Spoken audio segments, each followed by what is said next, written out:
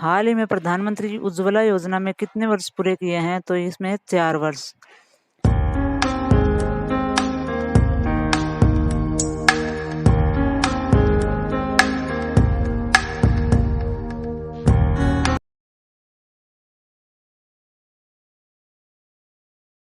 Hello दोस्तों, मैं Amita next vision के यूट्यूब प्लेटफॉर्म पर आपका हार्दिक अभिनंदन करती हूँ।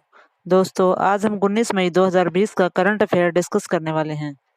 19 मई 2020 का करंट अफेयर डिस्कस करने से पहले देखते हैं कि 19 मई की इतिहास के पन्नों में क्या महत्वपूर्ण बातें रही हैं।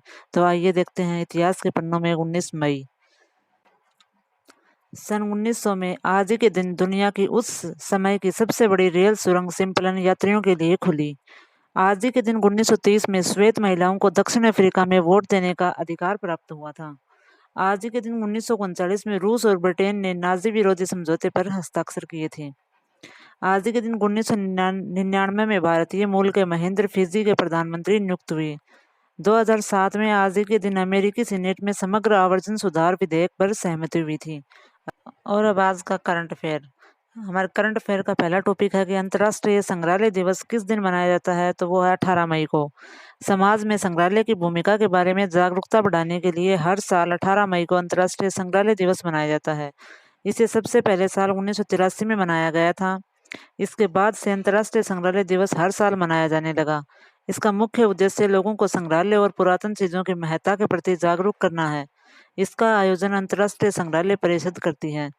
Topic number 2।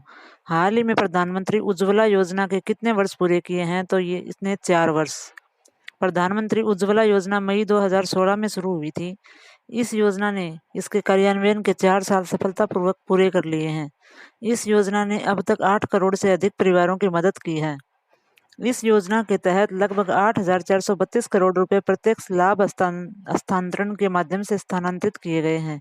इस योजना का मुख्य उद्देश्य ग्रामीण क्षेत्रों में मुख्य रूप से गरीब परिवारों को स्वच्छ खाना पकाने के लिए ईंधन उपलब्ध करवाना है। और अब टॉपिक नंबर 3। अंतर्राष्ट्रीय प्रकाश दिवस किस दिन मनाया जाता है? तो यह है 16 मई को। प्रत्येक वर्ष 16 मई को अंतर्राष्ट्रीय प्रकाश दिवस मनाया जाता है। यह दिवस विज्ञान, संस्कृति, कला, शिक्षा और सतत विकास, औषधि, संचार और ऊर्जा के विविध क्षेत्र में प्रकाश की भूमिका के उपलक्ष्य में मनाया जाता है। वर्ष 1960 में प्रसिद्ध भौतिक शास्त्री और इंजीनियर थियोडोर मेमन द्वारा लेजर के पहले सफल संचालन की वर्षगांठ के उपलक्ष्य में 16 मई को यह दिवस मनाया जाता है। 16 मई 2018 को संपूर्ण विश्व में पहला अंतर्राष्ट्रीय प्रकाश दिवस मनाया गया था। Topic number 4। राष्ट्रपति रामनाथ कोविंद ने हाल ही में घोषणा की कि वे अपने वेतन का कितने प्रतिशत कोरोना महामारी के खिलाफ लड़ाई में भारत सरकार की सहायता के लिए प्रदान करेंगे? तो वो है 30%। राष्ट्रपति रामनाथ कोविंद ने मार्च में पीएम केयर्स फंड के 1 महीने का वेतन का योगदान दिया था और अब उन्होंने 1 साल के लिए अपने वेतन में 30% की कटौती का फैसला लिया है। राष्ट्रपति भवन पैसे बचाने और इस लड़ाई में मदद करने के लिए राष्ट्रपति के निर्देश का पालन करेगा। यह कोरोना महामारी के खिलाफ लड़ने के लिए खर्च को कम करने और पैसे बचाने के लिए एक उदाहरण स्थापित करने के लिए किया जा रहा है। वेतन कटौती के अतिरिक्त राष्ट्रपति के घरेलू दौरे और कार्यक्रमों में भी कटौती की जाएगी। Topic number 5। भारतीय सेना द्वारा सामान्य नागरिकों को कितने साल के लिए सेना में शामिल करने से संबंधित एक प्रस्ताव पर विचार किया गया है? तो यह है 3 साल तक। यदि इस प्रस्ताव को मंजूरी मिल जाती है तो यह अपनी तरह का पहला प्रस्ताव होगा जो देश के आम नागरिकों को भी सेना में शामिल होने का अवसर प्रदान करेगा। इस प्रस्ताव के अनुसार नागरिकों द्वारा सेना में शामिल होना पूर्णतः स्वैच्छिक होगा। इसके अलावा चयन मापदंडों में किसी भी प्रकार की कोई कमी नहीं की जाएगी। प्रस्ताव के पारित होने से ऐसी उम्मीद की जा रही है कि इसके परिणाम स्वरूप सेना के वेतन और पेंशन खर्च में भारी कमी होगी तथा इस प्राप्त धनराशि का उपयोग सेना के आधुनिकीकरण के लिए किया जा सकेगा। Topic number 6। किस राज्य सरकार ने हाल ही में राज्य में फसल उत्पादन को प्रोत्साहित करने के लिए राजीव गांधी किसान न्याय योजना शुरू करने का फैसला किया है? तो वह छत्तीसगढ़ की सरकार ने। छत्तीसगढ़ सरकार ने राज्य में कोविड-19 महामारी को देखते हुए देशी और विदेशी शराब के विक्रय पर विशेष कोरोना शुल्क अधिरोपित करने का निर्णय लिया है। राजीव गांधी किसान न्याय योजना के अंतर्गत राज्य के किसानों को उनकी धान की फसल पर लाभ पहुंचाया जाएगा। इस योजना के तहत छत्तीसगढ़ के किसानों को धान के समर्थन मूल्य के अंतर की राशि का लाभ मुहैया कराई जाएगी। राज्य सरकार के मुताबिक किसान न्याय योजना के द्वारा किसानों की आय में भी बढ़ोतरी होगी, जिससे गरीबों के स्तर में कमी आएगी।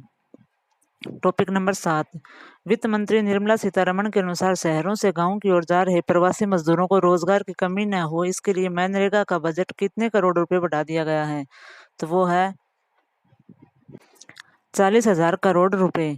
केंद्रीय वित्त मंत्री निर्मला सीतारमण ने बताया कि ग्रामीण क्षेत्रों में रोजगार की योजना मनरेगा के तहत बजट में बड़ा इजाफा किया गया है। वित्त मंत्री ने कहा कि मनरेगा का बजट 40,000 करोड़ रुपए बढ़ा दिया गया है। इसके पहले मनरेगा का बजट 61,000 करोड़ रुपए था। अब बजट में 40,000 करोड़ रुपए का इजाफा कर दिया गया है। इसका सीधा फायदा श्रमिकों को मिलेगा। केंद्रीय वित्त मंत्री ने बताया कि मजदूरों को उनके गृह राज्यों तक पहुंचाने के लिए 85% खर्च केंद्र सरकार दे रही है। टॉपिक नंबर 8, केंद्रीय रक्षा मंत्री राजनाथ सिंह ने हाल ही में घरेलू रक्षा और एयरोस्पेस के लिए कितने करोड़ रुपए की योजना को मंजूरी दी है? तो वो है 400 करोड़ रुपए की। इन केंद्रों में देश में विकसित और निर्मित सैन्य हार्डवेयर उपकरणों का परीक्षण किया जाएगा। रक्षा उपकरण परीक्षण योजना का मुख्य उद्देश्य देश में रक्षा एवं हवाई क्षेत्र के उत्पादन को बढ़ावा देना है। बयान के मुताबिक यह योजना 5 साल की अवधि के लिए है और इस दौरान निजी उद्योगों की साझेदारी से 6 से 8 नए परीक्षण केंद्र स्थापित किए जाएंगे। रक्षा मंत्रालय ने आगे बताया कि इन योजनाओं के लिए सरकार अनुदान के रूप में 75% की राशि देगी।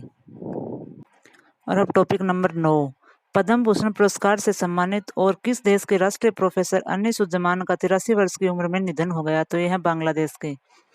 भारत में अन्य बांग्ला साहित्य एवं शिक्षा के क्षेत्र में उनके विशिष्ट योगदान को देखते हुए उन्हें पद्म भूषण से सम्मानित किया था। उन्हें वर्ष 2015 में साहित्य में उनके योगदान के लिए बांग्लादेश सरकार द्वारा सर्वोच्च नागरिक सम्मान स्वाधीनता पुरस्कार से सम्मानित किया गया था। प्रोफेसर अनीसुज्जमान को साल 2018 में बांग्लादेश सरकार द्वारा राष्ट्रीय प्रोफेसर के रूप में नामित किया गया था। टॉपिक नंबर 10, हाल ही में भारत सरकार, पश्चिम बंगाल सरकार और वैश्विक बैंक के मध्य पश्चिम बंगाल के दामोदर घाटी कमान क्षेत्र में सिंचाई सेवाओं तथा बाढ़ प्रबंधन के लिए कितने बिलियन डॉलर के एक ऋण समझौते पर अनुबंध किया गया है? तो यह है 145 बिलियन डॉलर। इस परियोजना में पश्चिम बंगाल के 5 जिलों के लगभग 2.7 बिलियन किसानों को बेहतर सिंचाई सुविधा का लाभ मिलेगा तथा इस क्षेत्र में प्रतिवर्ष आने वाली बाढ़ के बेहतर प्रबंधन में मदद मिलेगी। विश्व बैंक द्वारा 145 मिलियन डॉलर, एशियाई अवसंरचना निवेश बैंक और 123.8 मिलियन डॉलर का पश्चिम बंगाल सरकार द्वारा वित्त पोषण किया जा रहा है।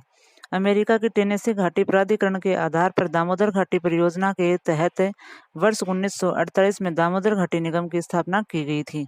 और अब आज की करंट अफेयर क्विज। अंतर्राष्ट्रीय संग्रहालय दिवस निम्न में से किस दिन मनाया जाता है? तो उत्तर है 18 मई को। क्वेश्चन नंबर 2, हाल ही में प्रधानमंत्री उज्ज्वला योजना में कितने वर्ष पूरे किए हैं? तो इसमें 4 वर्ष। क्वेश्चन नंबर 3, अंतर्राष्ट्रीय प्रकाश दिवस निम्न में से किस दिन मनाया जाता है?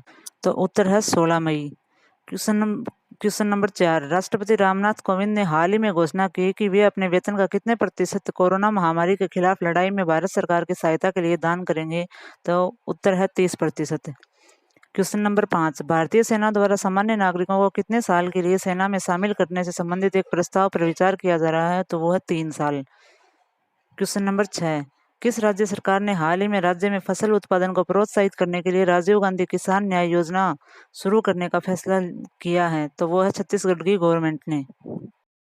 क्वेश्चन नंबर 7, वित्त मंत्री निर्मला सीतारमण के अनुसार शहरों से गांव की ओर जा रहे प्रवासी मजदूरों को रोजगार की कमी न हो, इसके लिए मनरेगा का बजट कितने करोड़ रुपए बढ़ा दिया गया है? तो वो है 40,000 करोड़ रुपए। क्वेश्चन नंबर 8, केंद्रीय रक्षा मंत्री राजनाथ सिंह ने हाल ही में घरेलू रक्षा और एयरोस्पेस के लिए कितने करोड़ रुपए की योजना की मंजूरी दी है? तो 400 करोड़ रुपए। क्वेश्चन नंबर 9, पद्म भूषण पुरस्कार से सम्मानित और किस देश के राष्ट्रीय प्रोफेसर अनीसुज्जमान का 83 वर्ष की उम्र में निधन हो गया? उत्तर है बांग्लादेश। अब अंतिम क्वेश्चन, हाल ही में भारत सरकार, पश्चिम बंगाल सरकार और विश्व बैंक के मध्य पश्चिम बंगाल के दामोदर घाटी कमान क्षेत्र में सिंचाई सेवाओं तथा बाढ़ प्रबंधन के लिए कितने मिलियन डॉलर के एक ऋण समझौते पर अनुबंध किया है? तो उत्तर है 145 मिलियन डॉलर। अगर आपको हमारा ये वीडियो पसंद आया है तो इसे लाइक करें, हमारे चैनल को सब्सक्राइब करें। अगर आपको ये PDF चाहिए तो नीचे दिए गए व्हाट्सएप नंबर पे आप मैसेज कर सकते हैं, या इस हमारे चैनल से संबंधित कोई सुझाव देना चाहते हैं तो नीचे दी गई मेल ID पे मेल भी कर सकते हैं, या प्ले स्टोर में आप जाकर हमारा द गुरुजी ऐप भी डाउनलोड कर सकते हैं। अगर इससे संबंधित कोई समस्या आ रही है तो नीचे दिए गए व्हाट्सएप नंबर पे आप मैसेज कर सकते हैं, या फिर नीचे दी गई मेल ID पे मेल भी कर सकते हैं। धन्यवाद दोस्तों। जय हिंद, जय भारत।